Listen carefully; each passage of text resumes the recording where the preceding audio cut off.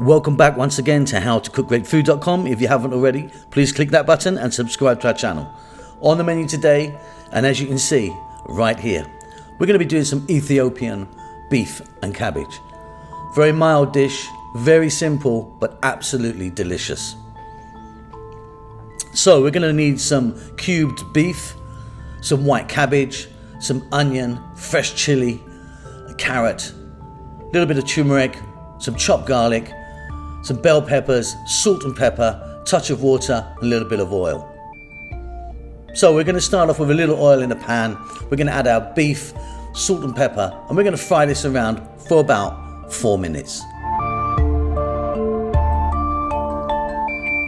Now what we're going to do, just to ensure that our beef is tender, is we're going to pour some water in there just to cover it just over.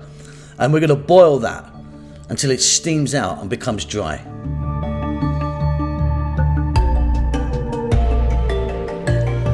Now the water's reduced, we can now continue. We'll start off with some onions, some garlic and the turmeric. And we're on a kind of above medium heat. We're going to go for about 5 minutes, stirring nearly all the time. Now we're going to add the carrots. We're going to keep going, same heat, about 4 minutes.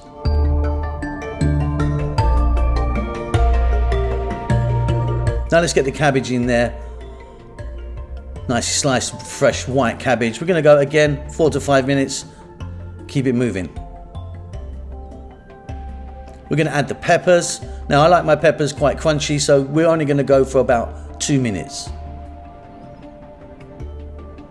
And finally, we're going to add in some lovely fresh chili.